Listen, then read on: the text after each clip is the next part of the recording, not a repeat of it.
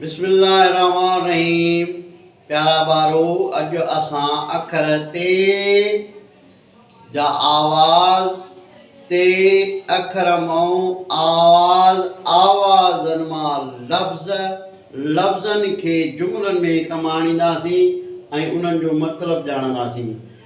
अचो त पहिरीं लिखण सां गॾु आवाज़ कढूं। ही अखर आहे ते, इन जो ज़बर वारो आवाज़ पहिरीं ईंदो त, वरी ते जो अखर ईंदो ज़ेर वारो ते, वरी अखर ईंदो पेश वारो ते, त उन जो आवाज़ निकिरंदो त, वरी ईंदो मंद वारो ते,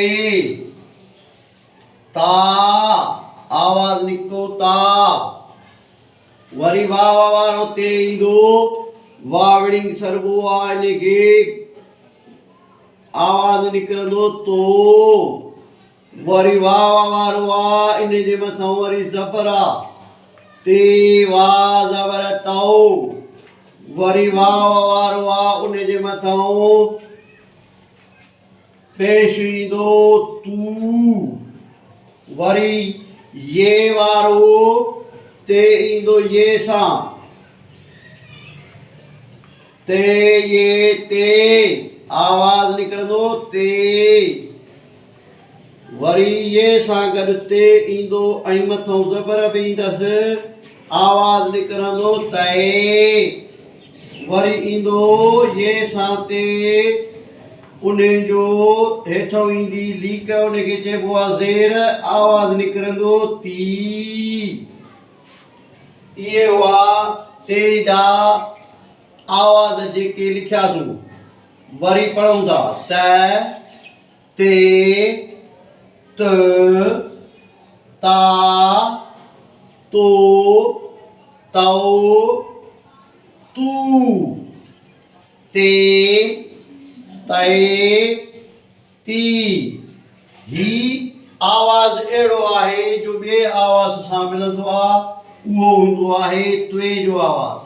ही अखर आहे तुए जो, हिन सां मिलंदो जुलंदो आवाज़ आहे। असां सिखूं, हींअर असां सिखंदासीं ते, ते तारो, ते तलवार। अचो त हाणे असां सिखूं लफ़्ज़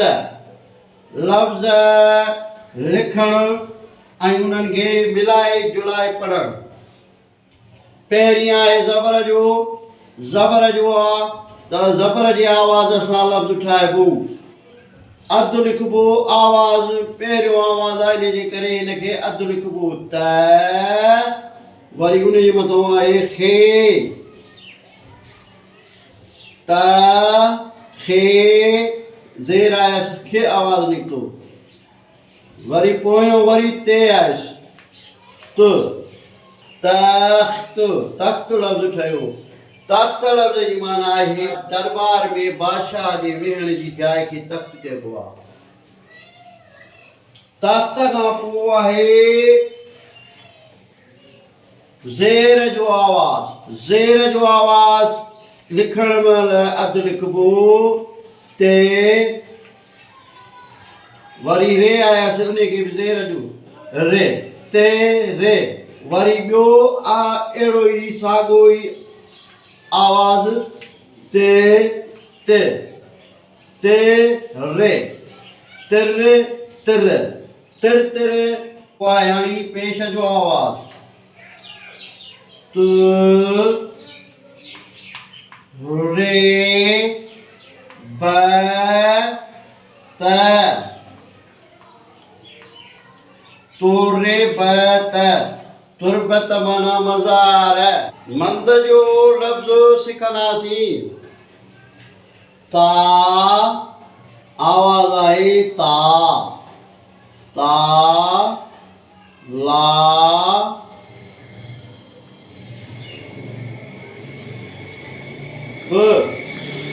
लफ़्ज़ ठहियो तालाब। टे आवाज़ पाण में मिलिया, ता, ला, तालाब। वरी आहे वाव जो आवाज़ तो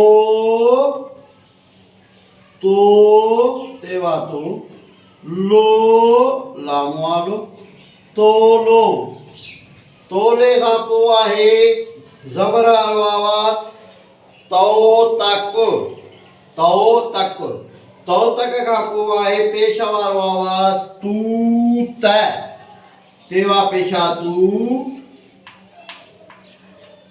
ते ज़बर त तू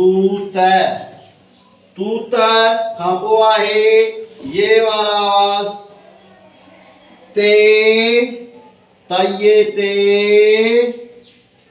रेला पुरा कापेशोक तेराक पोइ आहे ती तये ज़ेरे ती ये जी शिकिल मटिजी वेंदी आहे तव्हांखे मां ॿुधायो त ते हीअं लिखिबो ये हीअं लिखबी ऐं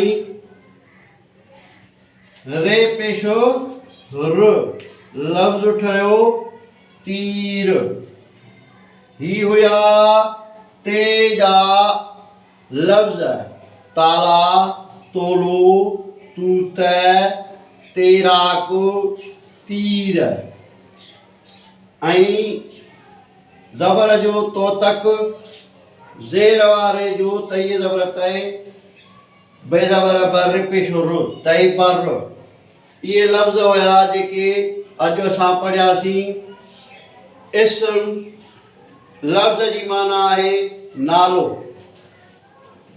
हिन वीडियो खे लाइक कंदा शेयर कंदा फॉलो कंदा।